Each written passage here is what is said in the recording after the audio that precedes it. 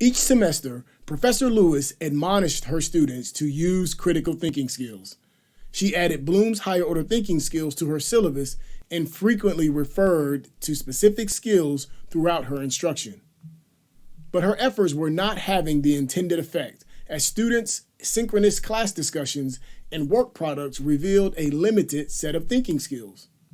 However, her fortunes changed when she began showing students how to use the Think Well, Learn Well diagram in the first week of their semester.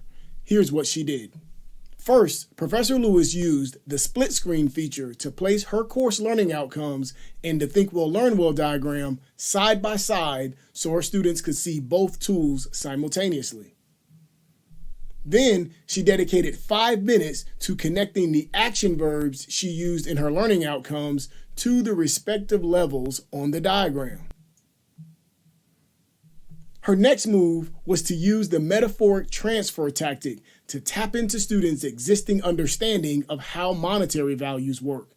She told them that respective modes of thinking have different levels of values, and that using higher value thinking skills would enable them to produce qualitatively better academic products. She could sense that the cognitive wheels were turning in her students.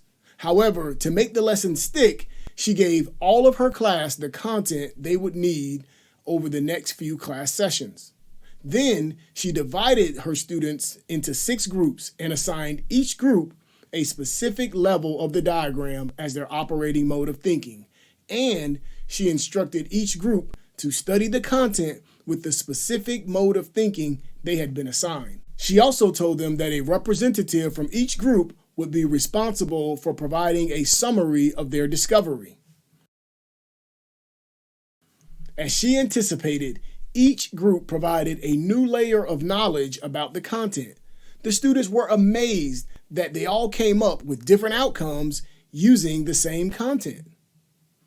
She then explained outcome variation as an essential metacognitive skill that they would need to exercise in her course and in any other course they take.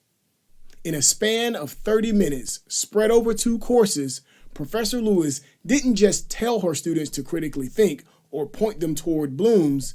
She gave them a tool, a strategy, and guidance on how to think well and learn well.